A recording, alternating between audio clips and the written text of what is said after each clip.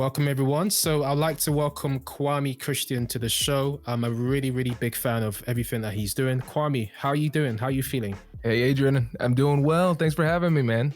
No, thank you for coming on the show. So what happened was me and Kwame, we connected on LinkedIn. So this was a time where I discovered Kwame's body of work, and I decided to give him a shout out to what he was doing at the time. And, I was fortunate enough for Kwame to respond back to me. And now we're here doing this podcast. I'm really, really excited to have you on the show today. Hey, Yeah. So I hear you're a big cereal guy. So cinnamon toast, yeah. yes, it's so funny, man. That's like my calling card now. We just closed on a house today, and our realtor got me a big box of cinnamon toast crunch as a congrats. So Oh, so yeah, congrats, man. thank Congrats. you. Congratulations. Yeah. I mean, I'm quite a cereal guy myself. So, I mean, I think Fruity Loops is the American cereal that I used to like a lot. But I got to be honest with you, American food has a lot of sugar. So I have to kind of take care when I'm eating American food. Yeah, that's smart. We're not that healthy over here. It's funny. My family's from the Caribbean. My dad's a doctor, and my wife's a doctor too. And so Wow. when my dad was starting his practice, he recognized that uh, steering it towards obesity was Mm. fruitful in America.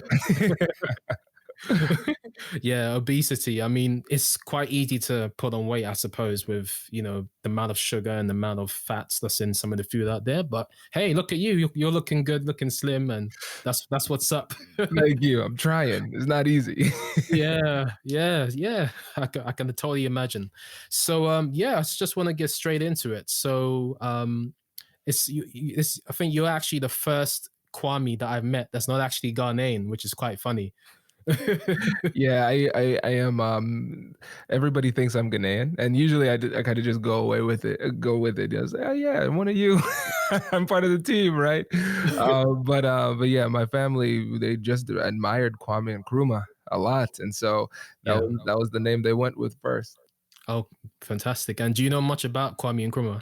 I know he was the first president of Ghana, right? Yeah. First Yeah, president of yeah, Ghana, yeah. yeah. So I remember the liberation story. I think it's really cool, and it's for me, it's interesting because both of my mom's side, my dad's side, they were the generation like of independence in their countries. So Yeah. my grandfather was in the first administration in Guyana as permanent secretary. My on my dad's side, they're really involved in politics. One of my uncles Wow. wrote the score for the national anthem. Another one was No deputy way. prime minister. Yeah, so I really like being with my having my name tied with those types of liberation stories. That's absolutely fascinating. Yeah. I mean, I'm sure you're really proud of it.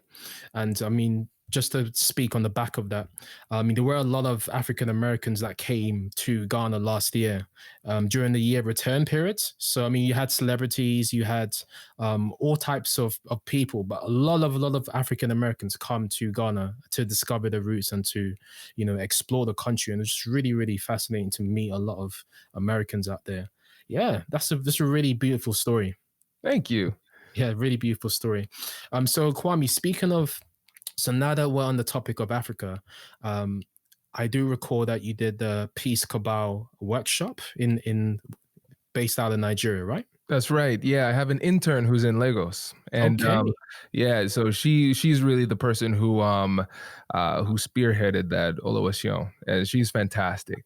And I said, listen, this with this internship, it's a community service type of internship. So you identify a problem, you Yeah, create the parameters, I'll give you the resources and the mentorship and guidance you need to get it done. And then I wonderful, just sat back and watched her work, and it was incredible. She did a great job. wonderful. So it was about, I think it was a 10-week program for kids between the age of 15 and 20, Mhm. all about how you can learn negotiation and conflict resolution for peace building purposes and leadership within your communities. And I think the timing couldn't have been better. Very, very much so, because I was going to segue into the whole SARS protests. And I found it really fascinating how you did this workshop, maybe months or maybe weeks just before the whole outbreak in Nigeria took place. So I really appreciate and I really admire the work that you're doing in Africa. And it's good to know that you're not just focused on America. And obviously, we're going to get into your podcast, Negotiate Anything, which reaches over 180 countries, right? That's right. Yeah, and that's a really good podcast as well. But yeah, I mean, it's really great to see the work you're doing in Africa, um, and I'm looking forward to you doing a lot more in the future. Thank Um, you. and Yeah, have me you? too. And I just wish I could invest more. And we're trying to find ways to dig deeper and provide more support. If it wasn't COVID world, I would be on a plane and getting there and actually doing stuff. But we're Okay. limited, but we're trying to do what we can. Yeah, I can totally appreciate that. Speaking of COVID, one of your latest episodes on your podcast, you're talking about conflict resolution and negotiation in the COVID world, and Mhm. I found that episode quite fascinating, because usually when it comes to negotiation, right? I've got a background in sales. I've been in sales and negotiation for about 10 years, kind of career. And one thing with when you come into selling or some kind of negotiation is really important to be face to face with the individual. It's really, really important to be able to gauge the body language. So a question that I've got for you, Kwame, is how would you overcome that obstacle when you're dealing with conflict resolution or negotiation online? Because you lose that part of it, don't you? Absolutely. Well, I think what we have to do is recognize that we need to overemphasize in many ways the rapport building process. Because Yeah, if we're in person, then I can get a better sense of who you are. It's just more comfortable. It's more real, right? yeah, But if I'm not there physically with you, then I need to say, all right. Well, let's say hypothetically, if I were in person, maybe mhm, we'll have 2 or 3 minutes of small talk before we get into the actual business side. But yeah. if I'm online, I'm going to have, okay, 5 to 10 minutes of small talk. I'm like, I really want you to know I'm a decent person here before we get into it, Okay. because that simple thing helps to build some trust and makes the conversation a lot easier. Absolutely. So it's all about building rapport, you're saying, before kind of building up to to the negotiation stage of whatever it is that you're trying to do. Yeah. Exactly. And I think we have to be mindful of using the right communication tool at the Yeah. right time, because we have email, we have a regular call, then we have potentially text messaging, depending on the relationship, and then we have video call. Yeah. And so each one has its own strength. That's the True. interesting part. And Very, so very true. email is great for framing the conversation beforehand, setting the agenda and getting things in order before we have the conversation. And Yeah. then it's also good after the fact for when we are summarizing things and sending documents and things like that. But if we're trying to actually have the bulk of the conversation via email, then we're probably using that tool inappropriately. You Yeah. probably pick up the phone or something. Yeah. I can totally understand that. That's a very good point, because whether it's emails, texts, it could be WhatsApp, it could be phone, video call. I mean, it's just amazing the technology that we have and the different touch points that we can make with different people and the different ways we can connect with people. And I find that very interesting, how if you combine or use those tools appropriately, it can be quite powerful when trying to communicate a message to somebody else. So I definitely appreciate the message that you just shared. Okay. Exactly. Yeah. Okay. And I mentioned the SARS protests in Nigeria earlier on. Um, I think this year, I mean, it's safe to say that it's a whole year of conflict, hasn't it? It's been a whole year of conflict, and I mean, I think you're the guy when it comes to conflict resolution. Let's talk about your LinkedIn course. So, I mean, I know recently that LinkedIn and yourself released a course on LinkedIn Learning. Was this something that came on the back of the Black Lives Matter kind of protests and the George Floyd, everything that was taking place earlier on the year? I mean, am I safe to say, was that influenced by that? Absolutely. Yeah, because we I did a course on LinkedIn on how to have difficult conversations about race, and another one driving change and anti-racism within your organization. Yeah. And directly connected directly connected to that, because they were looking at their library and they're saying, well, we don't have anything that really addresses it in this specific way. And Yeah. I have a background in doing civil rights work, and when you take Mm, that background and you blend it with negotiation and conflict resolution, yeah. I'm uniquely qualified to carry that conversation. And the response was really good. And one of the courses even made it to number 3, like the third most popular course on LinkedIn for that for a time Yeah. period, which is really cool because I have like 5,000 courses. So that was great, and it's just great to see the feedback. I think that's the biggest thing. Where Abs- people are reaching out and saying, "Hey, this course was really really helpful." So I'm just trying to create content that is specific, mm, because it's easy to get static when you're okay, negotiation, business negotiation, conflict resolution. This stuff is always happening. You're just recycling the same material over and over again. yeah. But I want to go to where the most difficult conflicts are. Like what's happening? What is that? Okay, I'm Yeah. going to create content for that. And here in the States, we just had the election 2 days ago, and Still going, huh? still going on, still Still going on. happening. I feel like Yeah. it's going to be a bit, but the Yeah. I partnered with LinkedIn to do a course on how to have difficult conversations about politics, because Mm, again, slightly different nuances there with race and politics and all of these things. So I uh-huh. just try to be a resource where people need me. Fantastic. And is the course about politics with LinkedIn, is that out or is that something you're working on with It LinkedIn? just came out. No way. Yeah, Congratulations. thank you. Congratulations. I think this is your year because just conflict everywhere, isn't it? Just I know. I know. I was telling people when the election was coming out, I said, "Well, I think there's a candidate that would lead to more peace, yeah. and I think peace is good, and there's a candidate that leads to more conflict." And I said, "Well, that's not good for other people, but that's good for business." It's true. It's very true because I mean, obviously, it's very clear. The Democrats and the Republicans, that they both have completely opposite agendas. Trump wants to cut taxes. He wants to, do this. He wants to do that. And then you have Biden, who is, he's pro-choice. He's this. He's that. It's completely different. So, that itself is just a massive conflict. Let alone what the outcome is of the elections, there's still going to be conflicts regardless of the outcome. And I find that so fascinating. Absolutely. And the thing that's Yeah. interesting too is that relationships are at stake, because Yeah. even beyond the politics, it's like, all right, well, I have to go and talk to my parents and then they think something differently, right? Or I have everybody has that crazy uncle, right? That they talk about. But with the course, it's not just like those familial relationships and friends, but also recognizing that at work, people aren't getting along and they're not able to overcome that and be productive. And so Yeah. that was the catalyst for the course there too. Absolutely. And I think I, obviously I went through one of your courses. I think it was driving change and racism. I think that was the one. You had so many good points. I mean, I was just taking so many notes. But some of the points that stood out to me was when you're talking about how dealing with your leaders. If you're working in an organization, dealing with leaders, how it's really important to be able to, have a good relationship with them because they have a lot of power.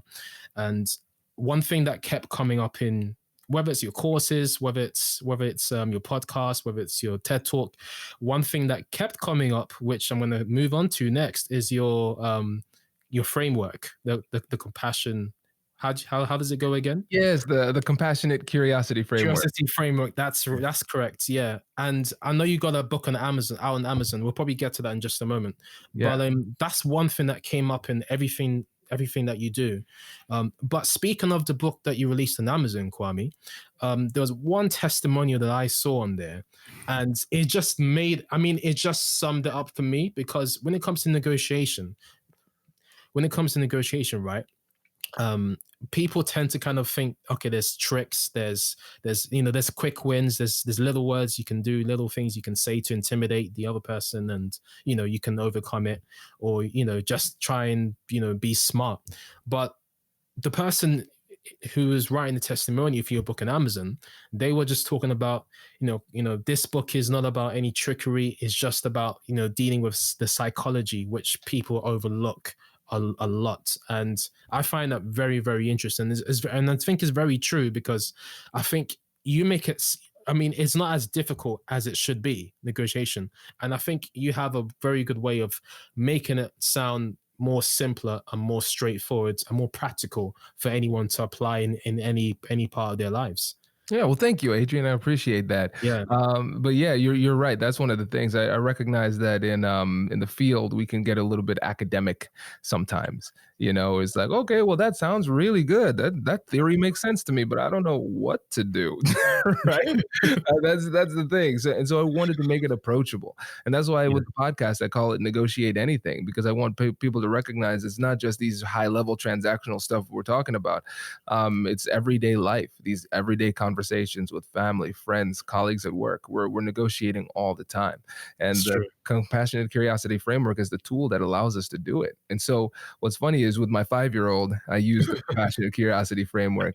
And then with opposing counsel in my business negotiations, I'm using that. When I'm teaching lawyers and other professionals how to negotiate, I'm using it too. It's so flexible. And so Yeah, the first step is first acknowledging and validating emotions. The yeah, second step is getting curious with compassion. And then the third step is joint problem solving. But I think what's so important, going back to what you said about the psychology, is that we yeah, start off with that emotional element because a lot of times we are trying to persuade somebody who's not psychologically ready to absorb that message. They're too emotional for whatever yeah. reason, right? Mm. And so we have to acknowledge that emotion, get them to calm down, and then we can transition into more substantive conversation.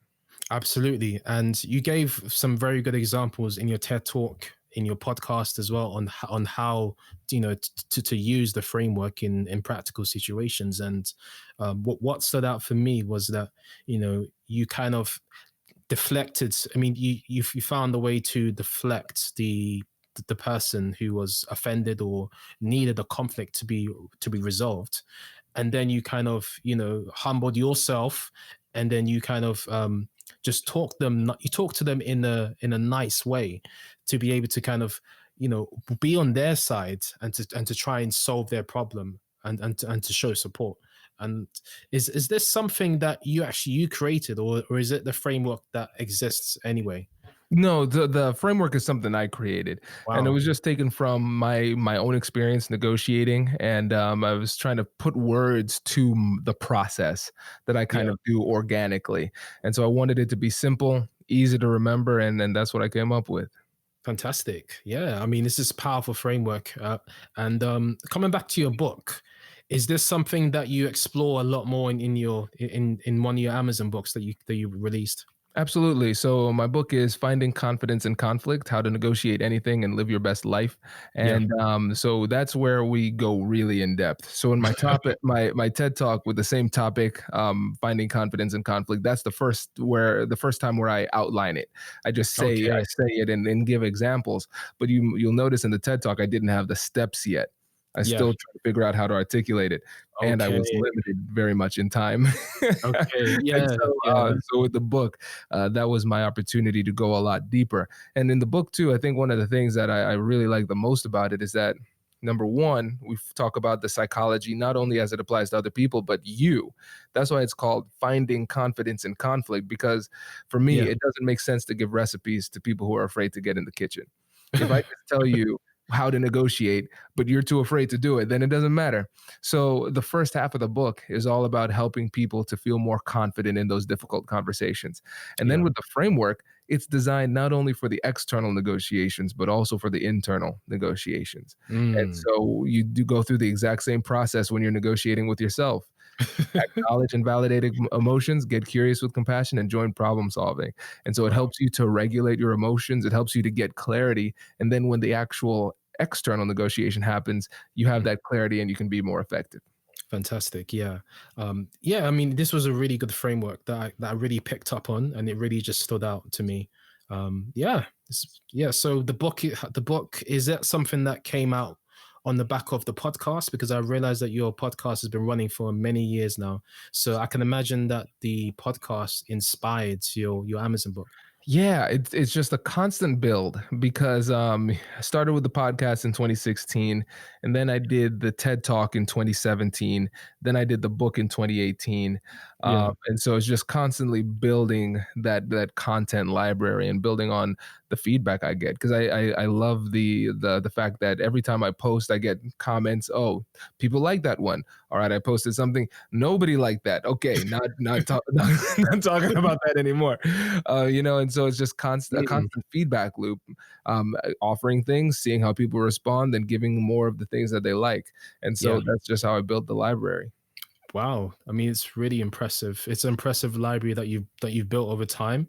And I'm sure now there's like a nice little snowball effect that's taken place, and you're now reaping all the benefits of everything that you put the work into over the past few years. Yes, it's one of the things I would always say is that the difference between crazy and genius is success. Uh, and I was crazy for a long time, Adrian. I was crazy for a while, but it worked. And I remember talking to one of my friends, and he was saying, because it was at the beginning of the business, money isn't coming in the way that I'd like, and he said, "Listen, you have to plant seeds, and then you keep on nurturing those seeds, and eventually you'll be able to harvest those seeds." And I remember saying, "But Brian, I'm hungry now." What do I do? But you have to trust the process.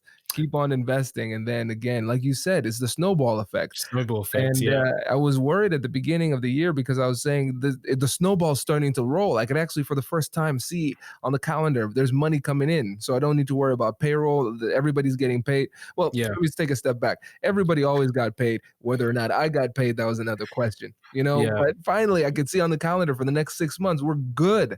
Nice. And then it was great. And then COVID happened. It was so funny, because I was getting on a plane and Uh-huh. presenting all the time, Yeah. like almost every week. And I was like, man, everything's going so well. What could possibly go wrong? And then uh, COVID hit, and we just had to pivot. And the thing is, we just kept on providing high level content. It's like, okay, people can't pay for things right now. We're going to give stuff away for free. We're still going to focus on investing in our audience, helping people being there. And then once mhm. the companies were able to loosen the purse strings when it came to training, we Okay. were the first people that they thought about, because not only were we providing relevant content the whole time, but That's we it. pivoted at the beginning. Everybody's working remote. We don't know how to do that. All right, I'm focusing my content on virtual negotiations. Oh my Yeah. goodness, we're having social unrest in the US. Now it's how to have difficult conversations about race. People are fighting in politics. Now it's how to talk about politics. Wherever the people need me, that's where I'm going to be. And the competition is standing still. Fantastic. And that's why I was saying it must be a fantastic year for you, because the whole year has just been conflict in on different levels, Yeah. and it's been so relevant, and your content has been super relevant to apply to all those different areas, whether it's Black Lives Matter, whether it's COVID, whether it's the US election, whether it's racism, you name it. I think your frameworks and your content and your institute has content to deal with pretty much all of those things that's taken place, and it must be really timely for you. It really does. Yeah, Yeah. it's been a fun ride. The roller coaster, sometimes you don't know where it's going. It's like, okay, we're going up. Oh, we're going down. When are we going to stop going down? And then, it twists and turns, and it always comes back. But it's been fun, and I'm just happy to be able to be there to help people. Oh, it's wonderful. That's wonderful. And keep going, because value is only gonna continue to follow you. I mean, as you continue to give value, you're gonna continue to get rewarded, on the back of that. And I remember listening to one of your podcast episodes, and then I believe you or someone from your team was talking about how you did a conference or you did a workshop, and you compiled a book where you gave everyone for free. Right? Was that my Mhm. That's you right. gave That's everyone right. for free, and then someone in the podcast, I think one your co-host or someone, the guest said, "Why didn't you give that for free? I mean, there's a lot of value in there, but then you still wanted to serve." Your audience, and serving your audience first will always lead to rewards in the long run. So that's something that I can definitely take from that for sure. Thank you. Appreciate that. Absolutely, absolutely, yeah. And one thing I wanted to say quickly before we start to wrap up, going back to your LinkedIn course on driving change and racism, there's one important thing that you mentioned as well. You talked about how sleep sleep was something that helped you to resolve conflicts or negotiation.